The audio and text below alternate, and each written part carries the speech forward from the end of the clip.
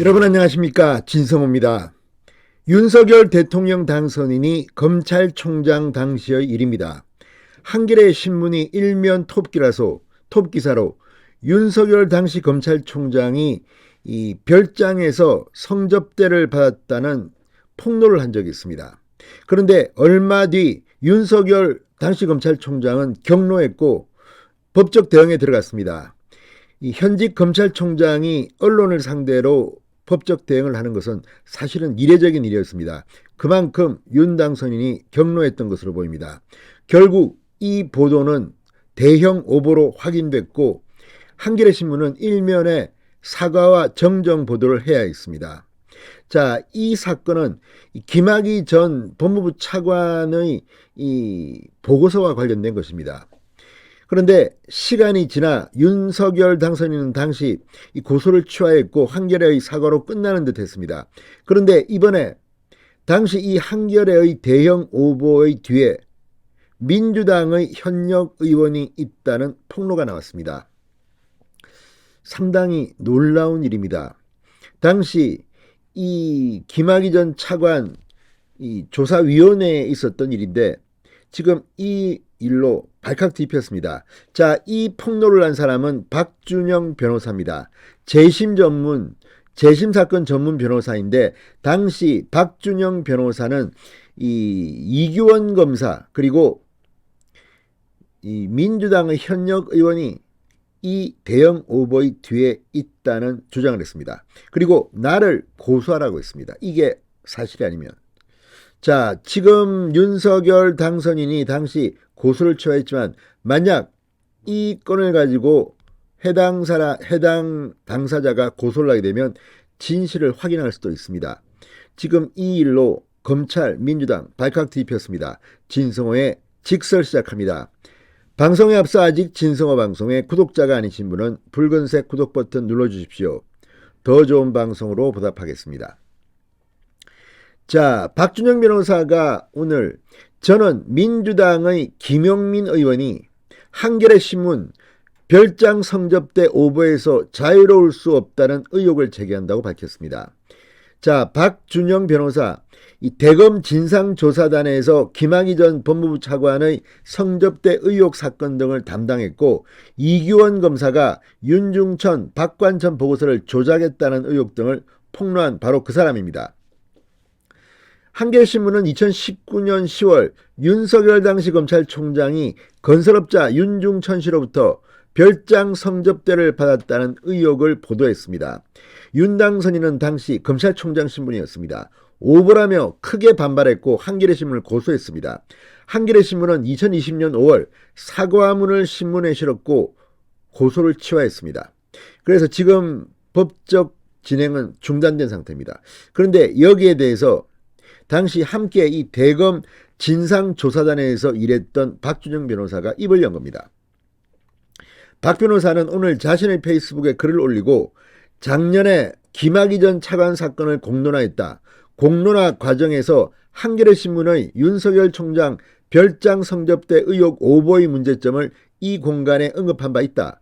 초반에는 수사를 통해 이 공작의 책임이 낱낱이 드러나길 바랐다. 하지만 한겨레신문의 책임이 문제되는 사안이라 조용히 정리되는 것도 좋겠다는 생각을 하게 됐다. 그런데 언론 탄압으로 몰고 가며 윤석열 전 총장이 고소를 취하게끔 하는 과정을 지켜보면서 참으로 염치 없는 사람들이라는 생각을 하지 않을 수 없었다. 누군가는 내부 자료를 건네며 검찰이 이를 뭉갰다는 허위 사실을 기자에게 얘기했다. 기자는 엄청난 파장을 불러올 사실을 여러 취재원을 통해 검증했다. 취재 과정에서 오보 내용에 동의나 묵인을 했기 때문에 한겨레 일면 보도가 나왔다고 보는 게 상식이다. 그래서 제보자, 취재원 모두 그 책임이 가볍지 않은 사건이라고 말했습니다. 그러니까 박 변호사의 이 말은 한겨레 기자가 일면에서 이렇게 크게 보도할 때 이 검증 과정을 거쳤다는 겁니다. 그런데 그 과정에서 누군가는 제보자였고 누군가는 취재원이었다. 그러니까 제보자는 이 사실을 한겨레 기자한테 이 제보를 했고 또 그 과정에서 검증을 하는데 취재원이 그거 오보다 이렇게 말하지 않고 알면서도 뭉갰다. 그러니까 묵인을 했기 때문에 한겨레 일면 보도가 나오게 됐다는 겁니다. 박 변호사 이 주장은 지금 상당한 파장을 불러일으키고 있습니다. 박 변호사는 한겨레 신문이 오보를 하도록 만든 사람으로 민주당 김용민 의원과 윤중천 허위보고서 작성 등으로 기소된 이규원 검사를 지목했습니다. 기사에 언급된 핵심 취재원 3명의 김학의 전 차관 사건 관련 과거사위원회 주무위원 김용민 의원, 진상조사단은 이규원 검사가 포함되어 있을 것으로 봤다고 했습니다. 당시 김용민 의원은 현직 의원은 아니었던 것으로 압니다. 변호사였을 겁니다.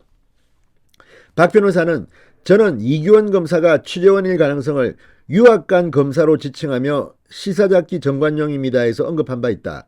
이 검사가 페이스북을 통해 한겨레 보도와 무관하다는 점을 밝힌 것으로 안다. 이 검사의 주장이 사실이라면 저희 당시 폭로가 문제 있었던 것이다. 이렇게 말했습니다. 그러면서 오늘 저는 김용민 의원이 한겨레 신문 별장 성접대 오보에서 자유로울 수 없다는 의혹을 제기한다.